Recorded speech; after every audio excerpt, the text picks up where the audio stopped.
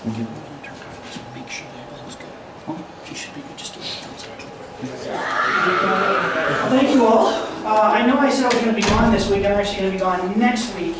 And we're going to Detroit to, it's Christmas break. So that was my thing. So today, we are going to be talking about Rome. If we're going to have this conversation, we've got to figure out, in the story that we have here, Rome is kind of the bad guy, although it's kind of unfair to put them there. We're trying to create the environment of the New Testament. Like, what's the New Testament environment? So in that environment, over top of everything that's going on is Rome. It's kind of in the background of everything that's occurring. What Jesus is doing is he's in the culture, and this culture, the Jewish culture is a very diverse culture. There's diaspora Jews, there's Jews that are in Judea, but over top of all of it is Rome. And it's over all of it, and it's kind of pushed into the background. Pilate is the procurator of Judea, which we'll get to how that happened eventually. But it's the background under which all of these things are occurring. It's the force that the Jews are worried about. So if you'll open your Bibles with me, we're going to turn to John chapter 11, verses 45 through 43. As we talked about before, in Genesis chapter 1, you have the creation. By Genesis chapter 3, humanity's fallen. And then God selects Abraham. Abraham has Isaac. Isaac has Jacob. Jacob has the 12 tribes of Israel. The 12 tribes of Israel become the people of Israel. So that's the story of the people of God. And that gives you basically the whole Old Testament. And then Jesus comes into the scene. He's Jewish, born to Mary, of the line of David, who's a king of Israel. And he has a ministry for roughly 3.5 years. And he gets crucified, he is dead, buried, and then he rises again. So find those stories in Matthew, Mark, and Luke, and John. In Acts, you find the story of the church, what happens afterwards. And then there's a bunch of gospel letters, and it's the story of the new people of God. Just like God selected Abraham, Isaac, and Jacob, God selected Christ and the 12 apostles. And that leads us up to the second coming. So we're going to be reading John chapter 11, verses 45 through 53, which is a gospel. So if someone would read that for us, we can get this going.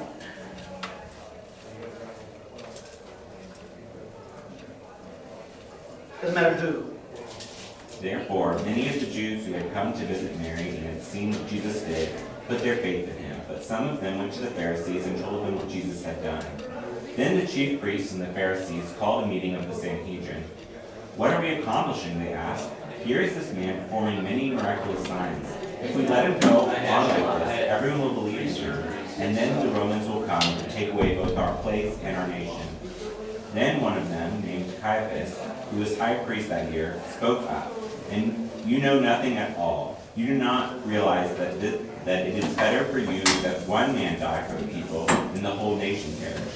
He did not say this on his own, but as high priest that year, he prophesied that Jesus would die for the Jewish nation, and not only for that nation, but also for the scattered children of God, to bring them together and make them one. So from that day on, they plotted to take his life. Okay, so the context of the story is he just raised Lazarus from the dead, who was in the grave for 4 days. Nobody thought that was possible. That's an impossibility. You might as well talk about pulling the moon in terms of what's possible. That was an impossibility of the Jewish mind. Jesus accomplishes it in their world. And then they say, what are we doing here? Everybody's running to this man. They're gonna follow him. He's doing all these miraculous signs. And what is it that they say? Everyone's going to follow him, and what will be the result of that? The Romans are going to come and take our place. Now, what does that mean? Do they mean they're going to come and they're going to, just kind of, become the Sanhedrin? Is that what they're talking about, by taking their place?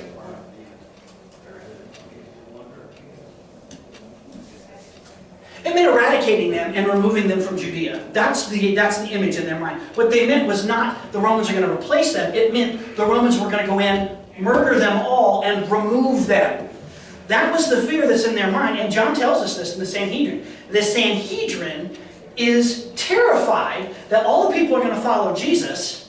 And then the result of that is that Rome's going to come in with all of this power, and they're going to wipe everybody out. That is what's driving the the Sanhedrin's motives to kill off Jesus. Why are they killing Jesus?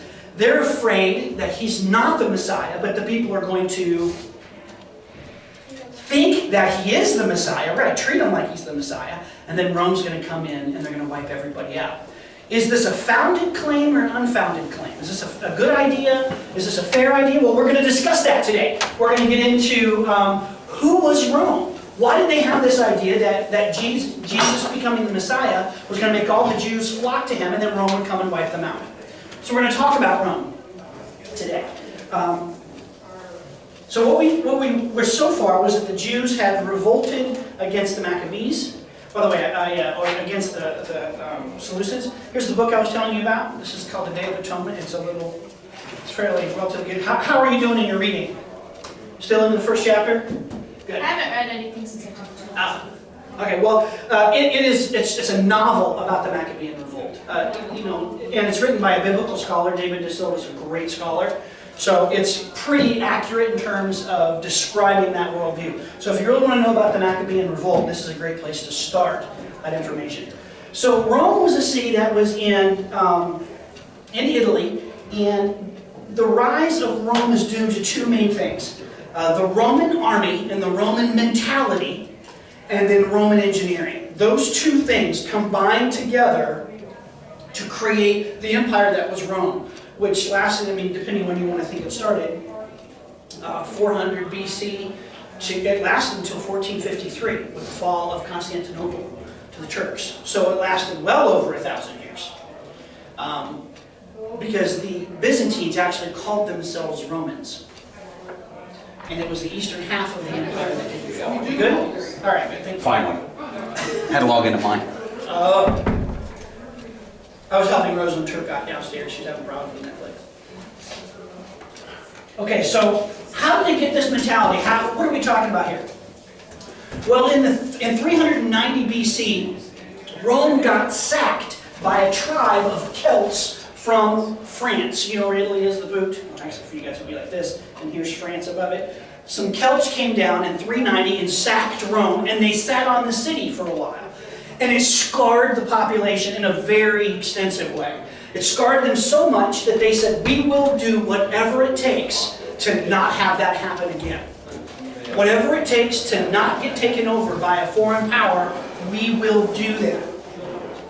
And the sacking probably created the Roman war mentality.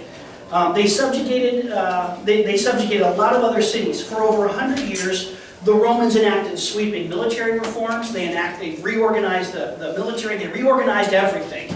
And they ensured that they were never going to be taken over again. So the typical Roman army comprised of a legion. Initially, it was only wealthy citizens. Now think about this. Originally, only wealthy citizens could fight in the army. Kind of go backwards from our way of thinking. Their idea was that you had to have blood in the game. You had to have something that you're fighting for. So it was actually the wealthy people, the wealthy sons, who were a part of the legion. And it was their legionnaires. You paid for your own armor, you paid for your own shield, you paid for your own pilum, you paid for everything. And you were the one who paid for it. So originally you're talking about landed aristocracies who were the ones who were sending their sons off to die. This creates a type of elite fighting force, educated, wealthy, powerful, and they would create the army that was the Roman legion. Now, it originally consisted of 10 cohorts of 480 men apiece. And early on, a legion of troops occupied almost 900 meters long and 110 meters deep. That's almost a kilometer long when you line them all up. And they were almost 110 meters deep, so they lined them up in rows. By Christ, the Roman legion would occupy over 1,900 meters. That's almost 2 kilometers long.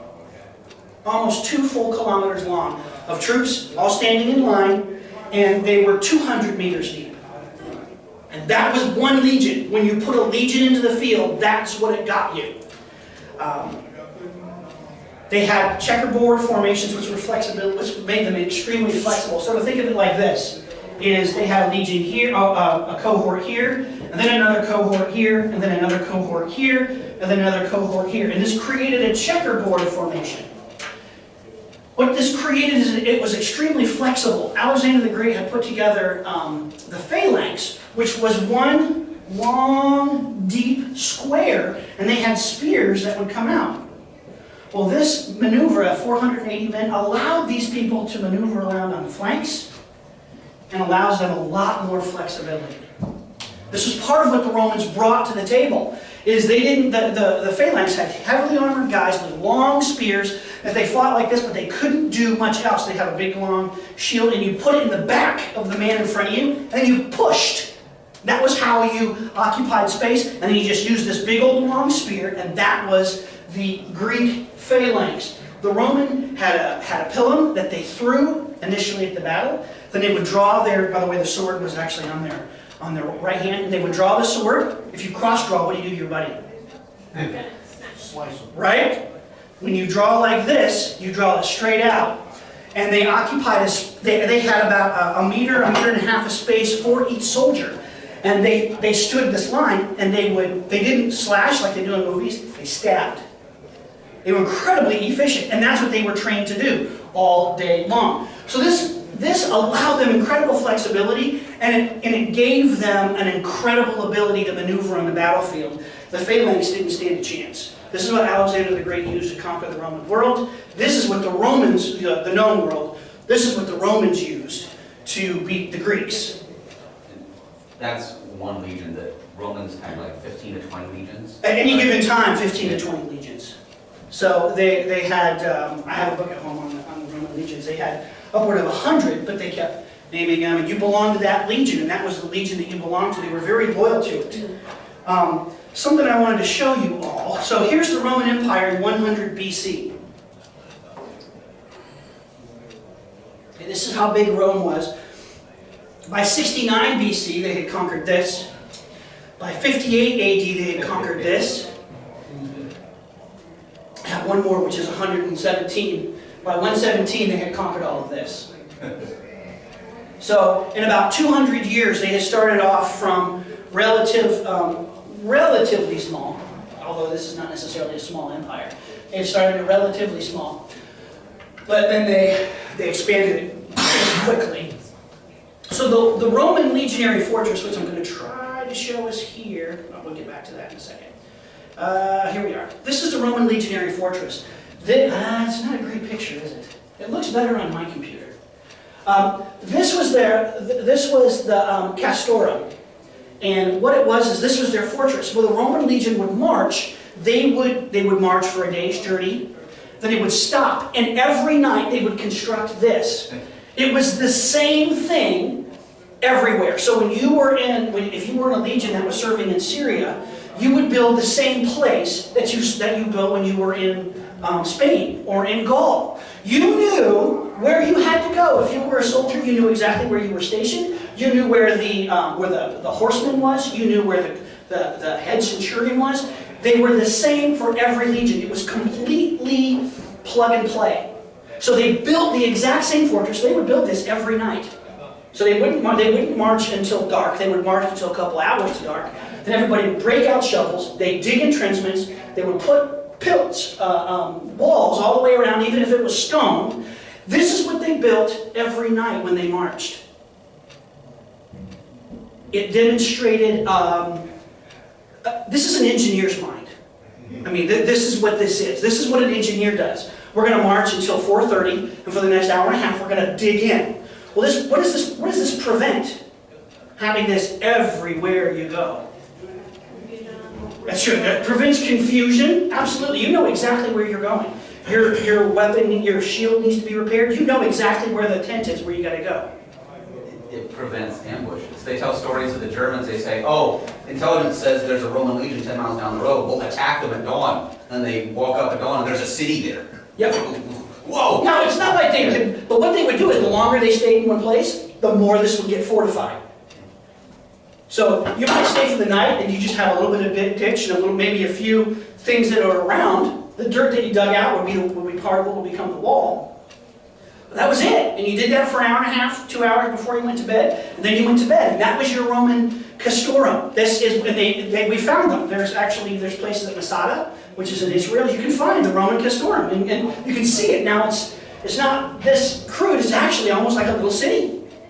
And they look almost exactly the same that they find in Spain and Gaul. They're just identical.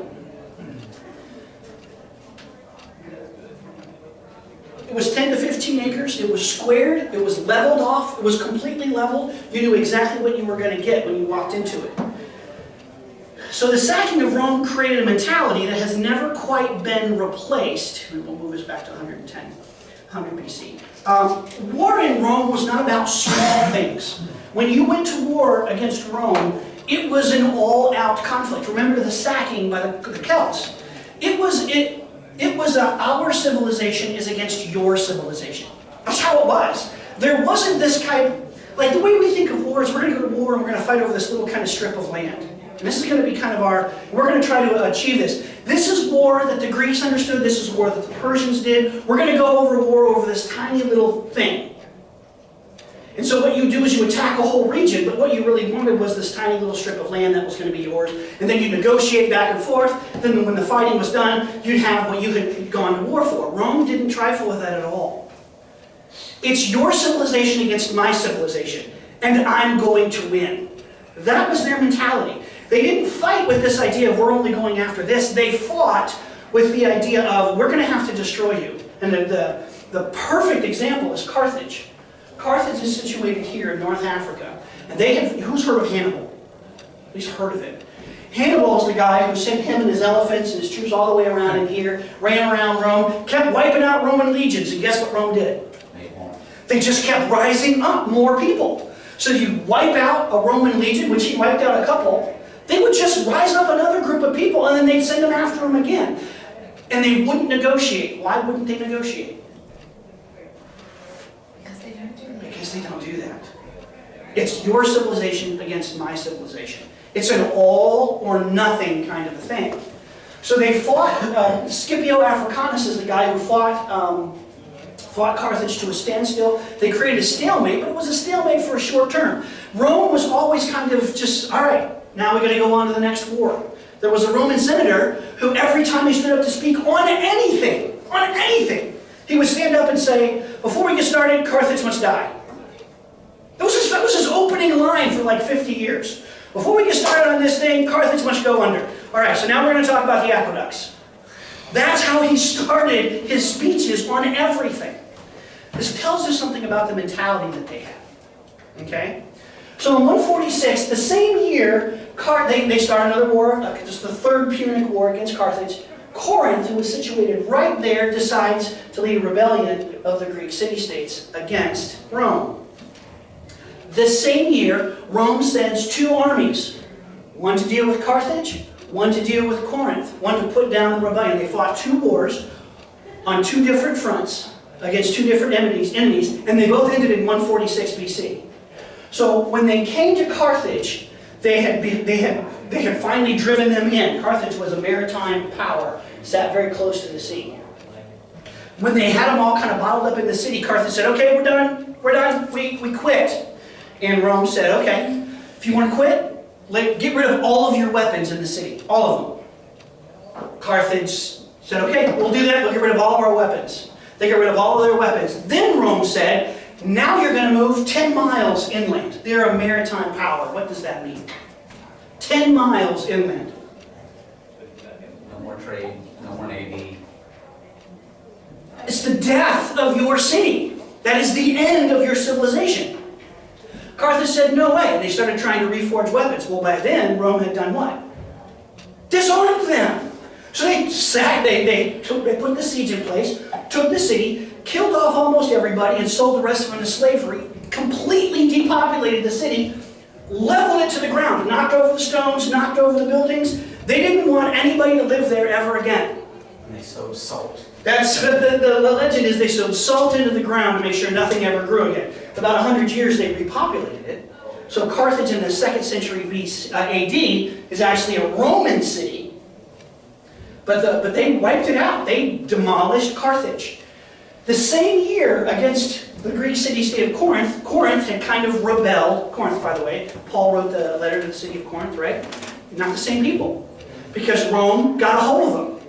They went into 146, took over Corinth, sacked the city, leveled everything to the ground, sold all the people into slavery, and that was the end of Corinth, until it was reestablished by Julius Caesar in roughly about 100 years later. So think about yourself in, say, 135 BC, and you're a maritime trader, and you're going an overland trade here, right? Actually, probably would go on the sea. So you're going to be a seafaring guy, and you're going over here, and you go past, and there is the wreckage that is Carthage, and you got your 13-year-old son with you, right?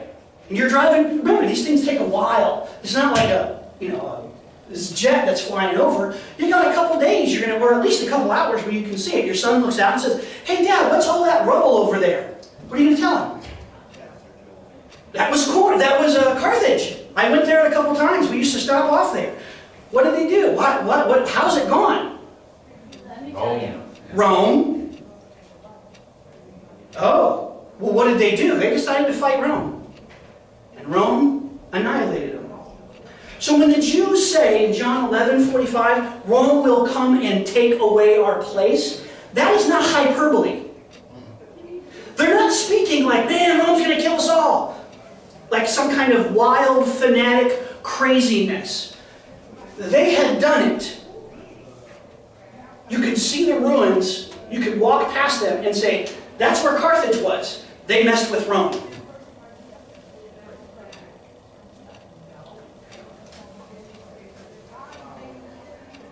Part of what they gave us here is this is a Roman road that you can see today. I want you to notice a few things.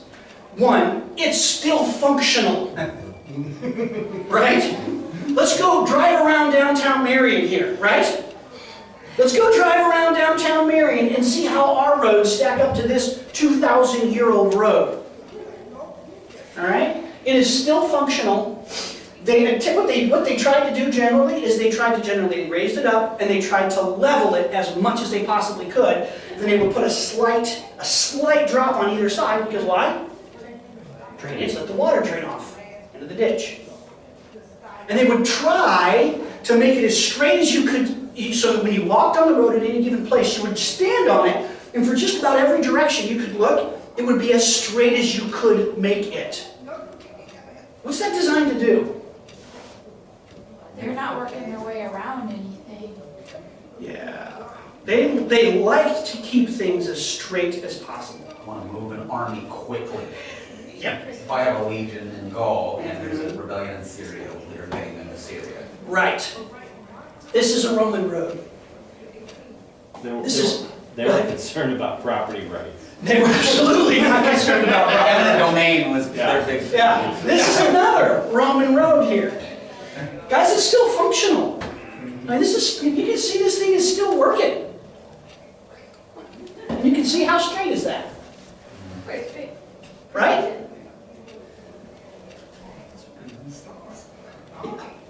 Here's another one. I think this is the same one as the first one with the pixelation here. Not so good. This is what a Roman cross-section road looked like. Okay? Lower gravel, that kind of gravel, logs, cut in half, cut in about 2/3, stacked in there, filled with rubble, more stones, and then you had the very top layer. This was a Roman road. What do we think? Good drainage. It's not going to get flooded easily. Part of me, as a non-engineer, I think, why is all that necessary? But then, it's lasted for 2,000 years, so there must be something there done. Right? It's a lot of work. Yeah. Yeah. You don't have the backhoe to come in and dig all that. So you Absolutely right. Done by slaves, done by hand. They weren't a lazy people. They didn't do things halfway. There's the Castorum. This is a Roman aqueduct. Today, still functional. By the way, the Romans figured out how to take water uphill. They figured out how to do it. That's part of what the aqueducts did. Let me see if I can. The part of this here, guys, is it's not to impress you with Rome. It's to show you what the Jews are thinking about when they're contemplating Jesus being the Messiah, which they believed he could not be. Okay? The aqueduct, they could get water to go uphill because they had these these things that, this is more of the, this is kind of crude, but then the water would flow into here and then it would fill up, right? And then it would fill up to this, actually it's probably a little too high. So they would fill up to this point and then the water would go out this way. So it's kind of like it was higher, it would drop down, and then they would try to get it to fill out. They would get it, and they would have other stations. The water would go in, it would fill up, and then the water would go out. That it was designed to take the water uphill for miles. So they were able to move water from the mountain. And this is why they're able to have a population of 1 million people within the city. Because they can actually get water there that everybody can use. This is a bridge outside Toledo, Spain. Can't drive cars over it, but you can put just about anything else you want. You know, Mike, I watched a documentary a while ago talking about how water was a way of showing affluence. And that like in a lot of ancient cities in like Babylon or Persepolis or whatever in the east, a peasant could get like 2 gallons of clean water a day. And that was, that was their living. A Roman peasant of the same class could get like 80 to 90 gallons of clean water a day. Like that was, like I said, it's how you get a big city. You can't get a city without water. There were fountains where peasants could just go and get clean water. That's just unheard of. Yeah. The coup de grace this is the Colosseum. I've actually been there. I was going to show one of my pictures. This is the Colosseum. It is about the size of a modern football stadium. Now, ironically, this was built with the money that Titus got from sacking the temple in Jerusalem, which we haven't gotten to yet. But that's how they built this. Rome was not someone to be trifled with. These are not people that you mess around with. They are brutally efficient. When they took Jerusalem and Jericho, they lined the road from Jericho to Jerusalem with crucifixions. Just lined it.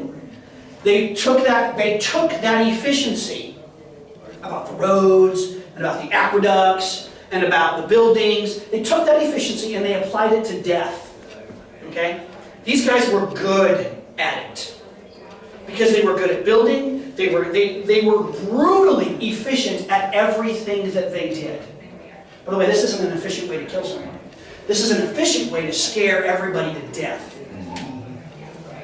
Okay? When you can walk in there and there's just miles upon miles of crucified people screaming and dying, defecating, urinating, because they're all naked. And they're up there for days. Okay, your body's losing all of that stuff. This is terrifying. It's designed to terrify people. So when the Sanhedrin in John chapter 11 says, Rome will come and take our place, wasn't a joke. When was this in relation to Jesus? Let me see, 40 years after Jesus. 40 years after Jesus, Rome comes in and they lose a legion to the Jews. It was a big war between the Jews and the Romans. The Romans consider it one of their hardest fought wars. In fact, the rebellion came close enough to succeed. They actually had started minting their own coins and so forth. This was not an overnight thing. It took about 5 years to suppress the Jewish rebellion. Where most empires would have said, all right, fine, it's not worth the legion. Rome didn't put up with it. Rome, when they fought Carthage, they lost legion after legion after legion. And they just kept rising up more and sending them out. And understand, when they destroyed Jerusalem, again, they killed and deported basically the entire population, renamed Aeolia Capitolina, so they're erasing the name off the map. This is all happening in the background. The Bible doesn't mention this at all, because it doesn't have to. In their mind, the Roman Empire hasn't even extended to its greatest extent. The Roman Empire is still ramping up to its largest extent. They don't have to explain, John doesn't have to explain to his readers why they're worried about Rome. He doesn't have to explain it, because when everybody read it, they're like, oh, yeah, that's a legitimate fear. We stand 2,000 years later, we're not familiar with that world. And so because we're not familiar with it, we don't really think what this would do to people who are worried about a rebellion, who are worried about what Rome did. Rome did not have friends. You were either an ally or you were an enemy. That was it. And what they meant by ally was, we've told you what to do, now you do it. That's an ally.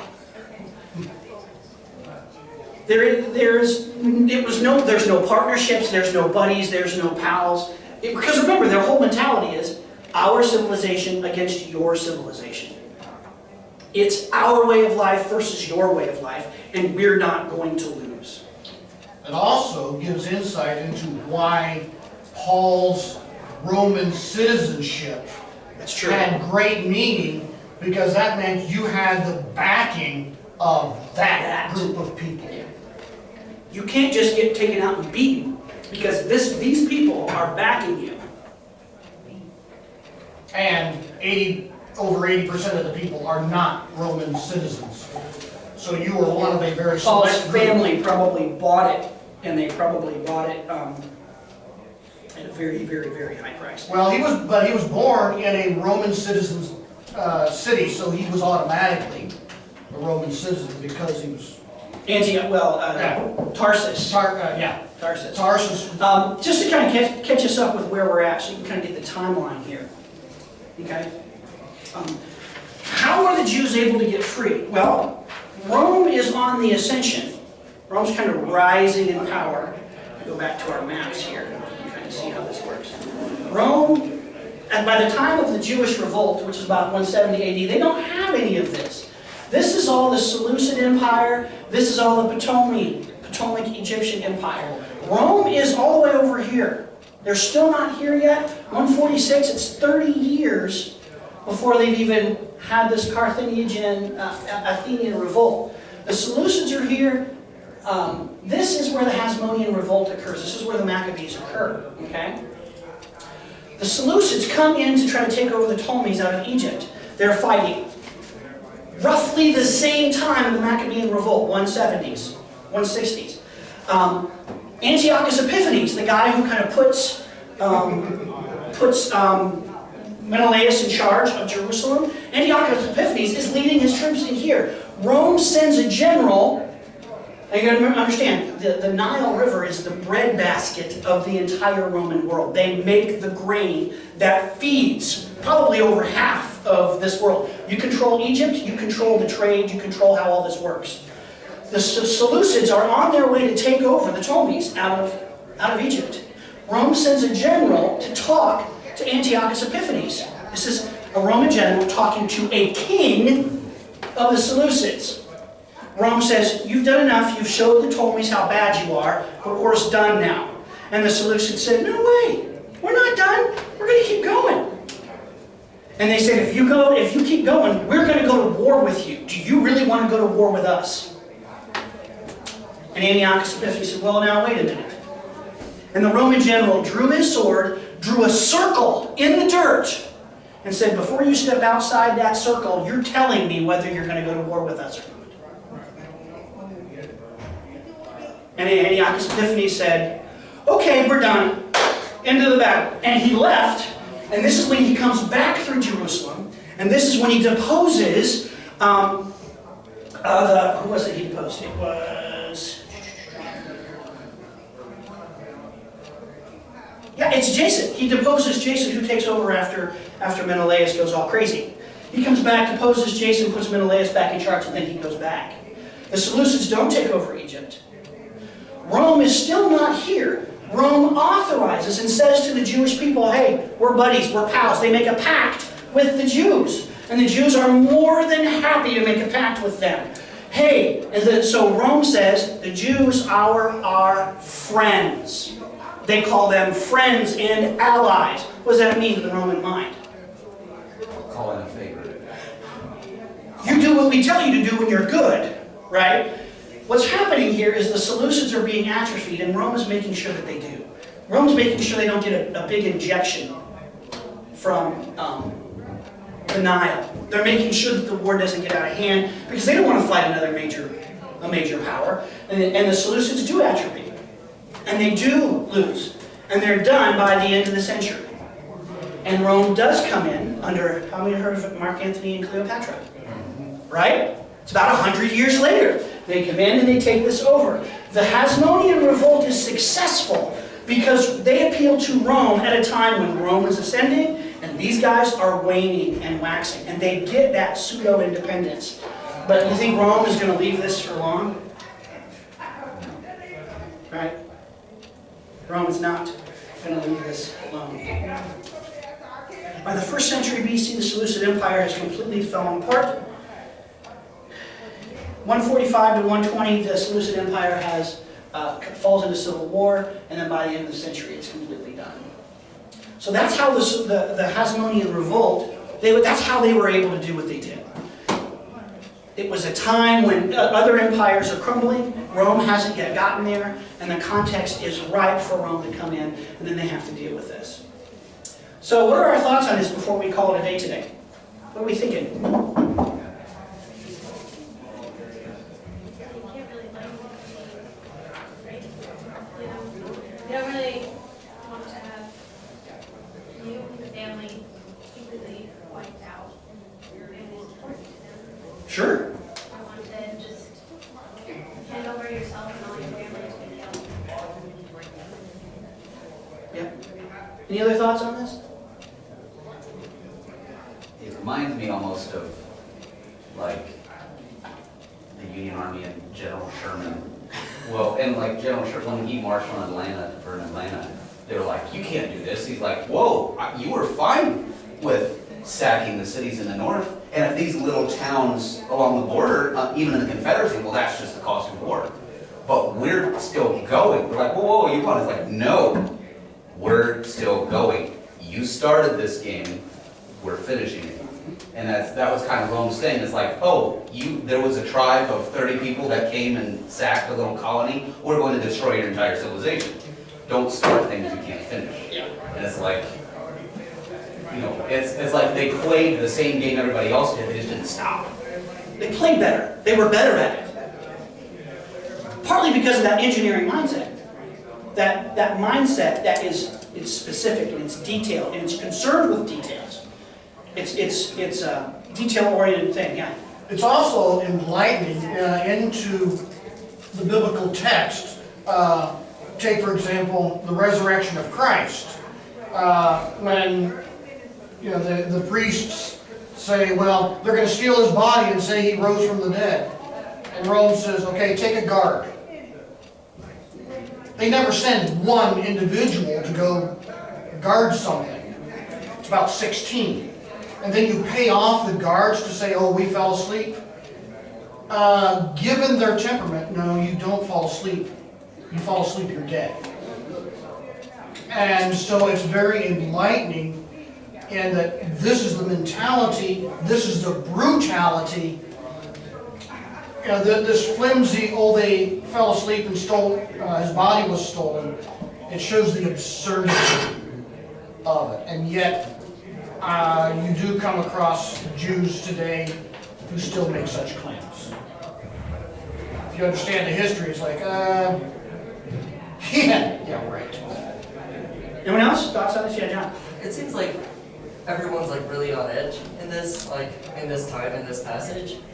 But these things like also, it seems like these things happen over hundreds of years. That's right. So like, should they really have been as on edge as they were?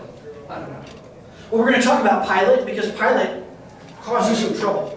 Yeah. Pilate was not an easy friend of the Jewish people. And we'll talk about some of the struggles that he had. Then we also need to add in, we haven't even added in the adrenaline yet. First century Zionism was, it's adrenaline. It's like throwing gas. When you throw Zionism on top of this, it just makes everything explosive, which we haven't gotten to yet because we're not there. Zionism isn't really a big thing, even in 69 AD. The Messiah, the longing for the Messiah is there, but it hasn't become full-blown yet. In the first century, it comes full-blown. And you have your zealots that are a part of that. You can understand why the ones would put down Jesus. He says, I'm the king. People are saying he's the king of the Jews, that you can't kill him. And he'd say, Rome tried to kill him, they couldn't do it. Yes. Threatening. Yes, very threatening. Any other thoughts? Does this help with the text, by the way, when you read the New Testament, I hope? Paul's citizenship, the Sanhedrin's legitimate, rational fear. You're right, it took years for this to occur, but a rebellion is not it's not a thing that you're just worried about in the next 5 minutes. You're like, it's coming to it. Anyone else? All right, so next week I will be gone. Clayton will be running the class. We're going to talk about Herod. How did we get Herod? How did the Romans go from controlling this to there's Judea? You see it? How did they get this idea? Where is that coming from? How this happened? Clayton's going to get us there. Okay? And then the week after, we'll talk about some of the things that occurred just prior to Christ. That way we're kind of getting ourselves all caught up to the things. Remember, these are all the things that are happening around. They're all the things that are occurring around it. These are not mentioned directly in the biblical text. But this is why Rome's a big deal. This is why it's a big deal Rome has a procurator there. They didn't do this. What they like to do is they like to leave the normal guy who was in charge, they like to leave him in charge. That's what they like to do. You're like, you're in charge, make your payments on time, and we're good. That's what they liked to do. Herod's children had some problems. To put it bluntly, they had some issues, and Rome had to put in a procurator, which they didn't do very often. They didn't like to do it. That'll be the next 2 weeks, and I really will be gone for the next 2 weeks. Next week I'm taking Chris to Detroit, and the week after that I'm going to Montana to teach a class. Yeah. Let's pray. Father, we're grateful for this story today. We're grateful for the fact that as we learn and as we are educated about the world in which your Son came into, that as we can grow and we can become knowledgeable about your kingdom. Lord, we ask now that you send us to the service today where Nathan's is going to talk about imagination. Allow our imaginations to be in service to you. We're thankful and we praise you. In your Son's name we pray. Amen. Amen. All right.